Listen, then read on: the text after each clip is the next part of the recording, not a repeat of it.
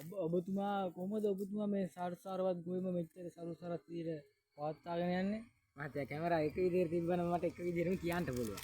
හරි හරි වා කියන්නකෝ මේ එක විදිහට තමයි කියන්නේ. නංචි කොටු තමයි. නංචි කෝටු. ඔව්. නංචි කෝටු වලින් නංචි කොළ තමයි. නංචි කෝටු වලින් ඔබතුමා කොහොමද මේක සිදු කරන්නේ? මේක පොහොර කොටුනේ. ඔව් මේක තමයි පොහොර කොටුව. මේකෙන් තමයි මේ සරුසාර විදිහට අරන් තියෙන්නේ. මේ ආකාරයට හොරලා මෙහෙම අවුරලා මෙහෙම දාන්න ඕනේ. කුඹුරට. ඔව් කුඹුරට දාන්න ඕනේ.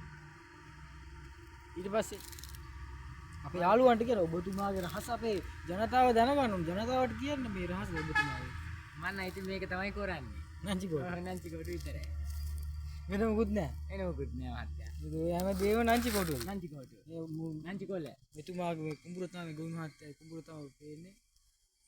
ඉතින් මේ පිටිපස්සේ පේන්නේ නංචි වගාවද? ඒ ගම්මිරිස් වගාව සහ නංචි වගාව. දෙකක් තියෙනවද? දෙකක් තියෙනවා. හරි. ඒක තමයි රහසනේ. ඉතින් මහත්තයා තව තියෙන මොනාරි කියන්න තියෙනවද? මට මේ තව පොහොර කොටු ටිකක් තමයි ඕනි. පොහොර කෝටු. ඔව්.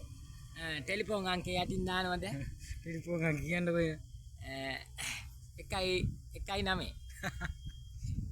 හරිද දන්නේ? හරියටම හරි.